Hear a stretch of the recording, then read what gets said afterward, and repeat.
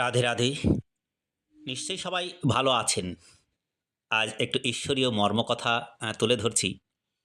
দেখুন, ভেতর থেকে খুব সাড়া দেয় এই কথাগুলো। যেমন এই যে আমাদের মধ্যে শ্রেষ্ঠত্ব ভাব, হ্যাঁ, এই বিষয়গুলো কেমন দেখুন, শ্রেষ্ঠত্বের অর্থ হলো অন্যদের চাইতে অধিক জ্ঞান অর্জন করা। অর্থাৎ গুরুত্ব এই বিষয় নয় যে কত জ্ঞান স্বয়ং অর্জন করল কেউ। গুরুত্ব তো এই বিষয়ে যে লাভ করা জ্ঞান অন্য ব্যক্তির চাইতে অধিক কিনা। অর্থাৎ শ্রেষ্ঠ হওয়ার ইচ্ছা জ্ঞান প্রাপ্তির বাসনাকেও এক প্রতিযোগিতা বানিয়ে তোলে। আর প্রতিযোগিতার বিজয় শেষ বিজয় হয় না। কিছু সময়ের জন্য শ্রেষ্ঠ অবশ্যই হওয়া যায়, কিন্তু সর্বদা কেউ কখনো শ্রেষ্ঠ থাকতে পারে না। তারপর তো আবার আমাদের মধ্যে অসন্তোষ, পীড়া আর সংঘর্ষের সৃষ্টি হয়েই থাকে। কিন্তু শ্রেষ্ঠ হওয়ার বদলে যদি উত্তম হওয়ার প্রয়াস করা যায়, তবে কিরকম হয়?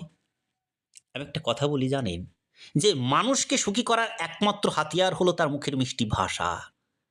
কিন্তু ভেতরটা যদি উত্তম করে গড়ে তোলা না হয়, এই মিষ্টি ভাষা আপনার আমার ভেতরে আসে কি? তাই বলা হচ্ছে যে উত্তমের অর্থ হলো যা যা প্রাপ্ত করা যায় সেই সমস্ত অর্জন করা, কারোর চেয়ে অধিক লাভ করার ইচ্ছে থেকে নয়, শুধুমাত্র আত্মার তৃপ্তির জন্য কিছু অর্জন করা। কিন্তু প্রতিযোগিতা আমাদের মধ্যে থেকেই যায়। কেমন প্রতিযোগিতা?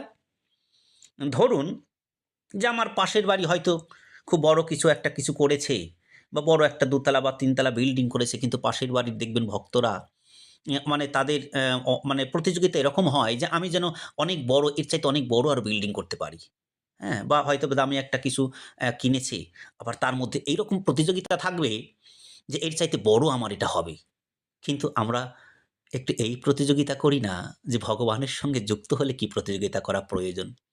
প্রতিযোগিতা যদি করতে হয়, তাহলে প্রতিযোগিতা করতে হবে যে পাশের বাড়ির মানুষ এত ভক্ত, এত সৎসঙ্গ দেয়, হে ভগবান! আমি যেন আগামী দিন বড় ভক্ত হয়ে উঠতে পারি। আমি যেন সৎসঙ্গ দিতে পারি। তোমার সঙ্গে যুক্ত হতে পারি।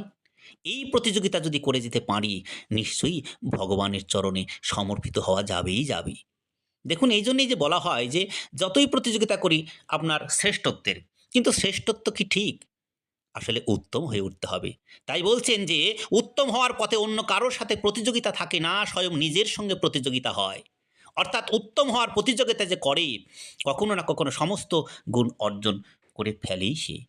প্রয়াস না করেই সে শ্রেষ্ঠ হয়ে ওঠে, কিন্তু যে শ্রেষ্ঠ হওয়ার প্রয়াস করে, সে শ্রেষ্ঠ হোক বা না হোক উত্তম কখনোই হতে পারে না। তাই উত্তম হতে গেলে প্রতিযোগিতা এরকম থাকা উচিত যে ভগবানকে যুক্ত করতে গেলে যেন আমি বড় ভক্ত হয়ে উঠতে পারি, আমি যেন সাধু সঙ্গ করতে পারি। এই প্রতিযোগিতা করুন। হরি ওম তৎসৎ।